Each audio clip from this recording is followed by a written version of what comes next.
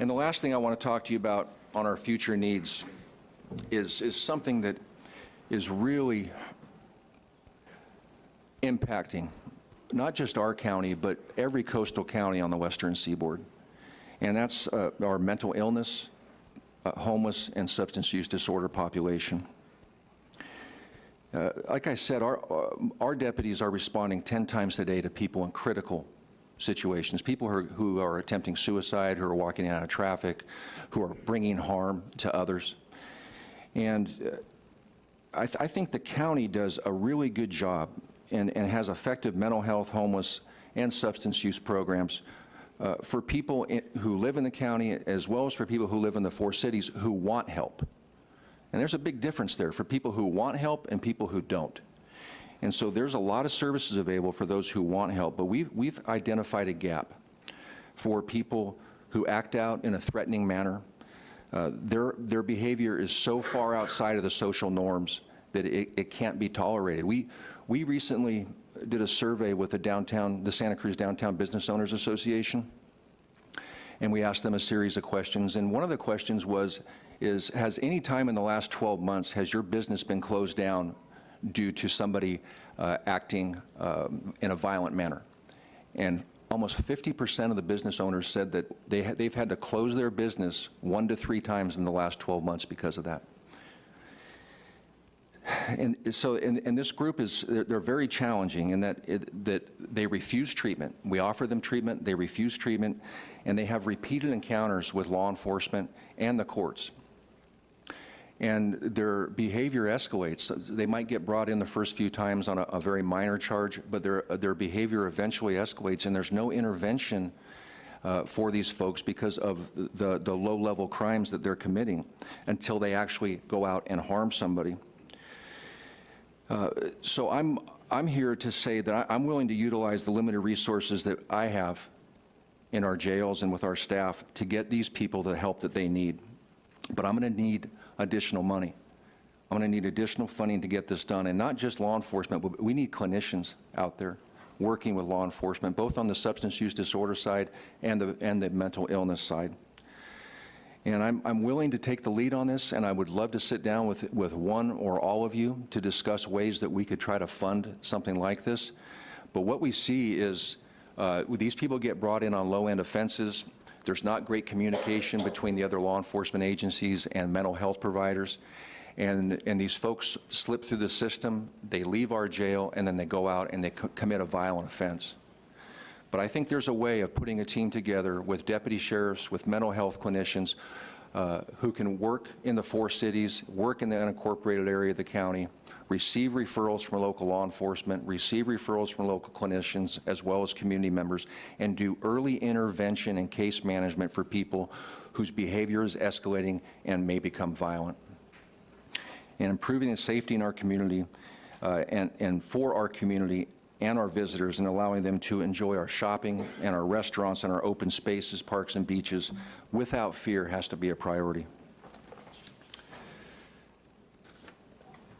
So with that, I'm asking you to approve the proposed budget for the Sheriff's Office, including any supplemental materials as recommended by the County Administrative Officer. Our reference pages are listed, and I'm happy to answer any questions or listen to any comments you might have. Thank you. Thank you, Sheriff Hart. Supervisor Leopold? Thank you, Chair. Thank you, Sheriff Hart, for the presentation. I want to just thank you about a couple different things to start off. One, most importantly to me, is the action of you and your office around the uptick in violence we saw in the Soquel Drive corridor. This is an area that has been, that was without problems for many years. And in a very short period of time, there were a number of shootings, attempted shootings. A young man died. And the response from you and your office was extraordinary. You put the resources there, you used new technology, you met with people, and I'm pleased to say that that has effectively capped the violence that we saw there during the month of March and April. And when you spoke to 150 members of the community, about it, and spoke very eloquently, I thought, about the hardworking people that live in Emerald Bay Apartments, to not demonize the people who live there, to acknowledge that the person who died wasn't a gang member, and to humanize people that is very easily that people could say they're the other, made me proud to be a Santa Cruz County resident. Thank you. And I just want to acknowledge that and the work of your staff in doing that. We still have a lot of work to do there. We're working with the Youth Violence Prevention Task Force to provide some programming to have positive pro-social activities for young people. But when you see an uptick in violence and you work very hard to respond to it, it deserves special mention. So I just wanted to say that. I also appreciate the work that your staff did on the alcohol nuisance abatement ordinance, and I'm looking forward to future success with that program. I also appreciate the participation that your office has provided to the Justice and Gender Task Force, which has been a series of great conversations and more work to be done there. But Cynthia Chase, who's participating, Craig Wilson, who's participated, they've offered a lot to the group, and I think it's helped people understand issues. I also was very happy when you took a leadership position in the state around SB 54, around the sanctuary cities legislation to ensure that we had a consistent effort across the state about protecting immigrant communities and not partnering with forces that would seek to drive wedges in communities. And I know that had to take you a little bit outside your comfort zone with your peers, but I think it's a great reflection of where we are as a community, and I appreciate you taking that step forward. Also, the creation of the Division of Reentry Services last year. In your remarks, you talked about alternatives to incarceration, and it reminded me that Professor Craig Haney, who is a national expert on prison systems, came to that Soquel Drive corridor meeting, and he walked away incredibly impressed. He goes, I thought Jim Hart and Craig Wilson were sociology professors, the way that they were talking, because and the way you look at people and look to address the core problems and not just have a mentality of throw them in a jail cell and things will get better, I think makes a big difference. And the Division of Reentry Services, I think, is path-breaking for county sheriff's department and correction system, and I think it's going to pay great dividends. Thank you. I appreciated the response from that you gave to last year's budget hearing and reopening the Blaine Street facility, and that is a very useful facility for women, and part of the concern that we have about gender responsiveness, and I think that really hits that.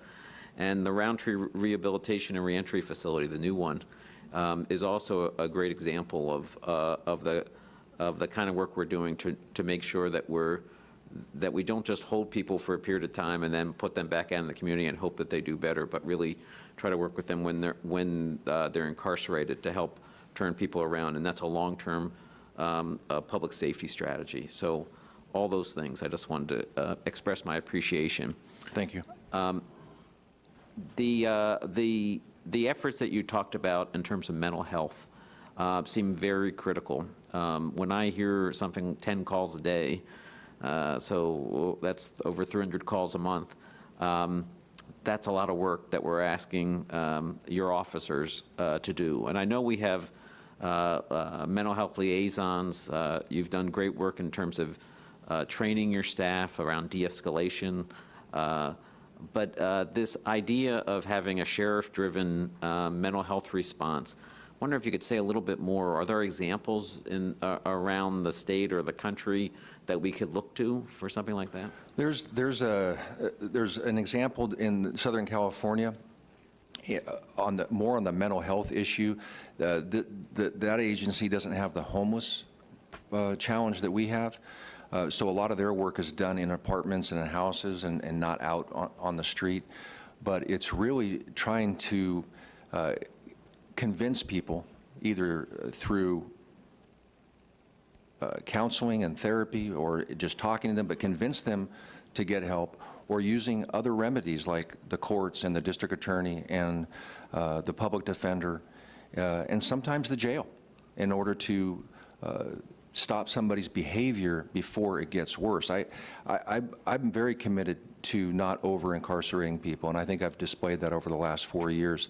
However, with some people, having that intervention, having that disruption in time might prevent them from committing a crime where they're going to wind up in state prison, and we're going to have somebody who is injured or hurt or been victimized. And so I think we can use our jail in a smart manner, and then use our clinicians and our deputy sheriffs and the entire justice system to convince these people that the behavior is unacceptable and it needs to stop, and then offer them treatment as well. So would these be additional officers and these clinicians? Would they be going out with the existing force, or would they be only responding to those calls you get each day? Yeah, it would be a standalone team working with mental health clinicians, substance use clinician, law enforcement. I see a lot of interventions occurring at the jail because this group does cycle in and out of the jail.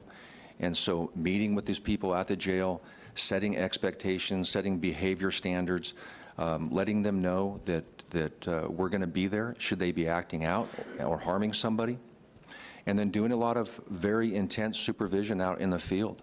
I think it's something that that necessarily hasn't been tried that I've seen in other areas, but it makes a lot of sense that if you're checking in with somebody who is escalating and acting out, and you're checking with that person on a daily basis, I think there's ways that we can prevent crimes and prevent injuries before they happen. And would this be just for the unincorporated area? Would it be county-wide? I mean, what's your vision for that? Yeah, my vision for this is that this group would go anywhere in the county, inside the 4 cities and the unincorporated area of the county. The city of Santa Cruz obviously has a very concentrated issue there in the downtown, as well as up Highway 9. Whereas the county, we have similar challenges, but it's just more dispersed over a large area. And so, we had a community member that was attacked and seriously injured at Moran Beach parking lot a few weeks ago. And we've had, I could probably cite 20 cases over the last 6 months where this type of behavior has occurred. And so, to answer your question, I think this group would provide services anywhere in Santa Cruz County, including the 4 cities.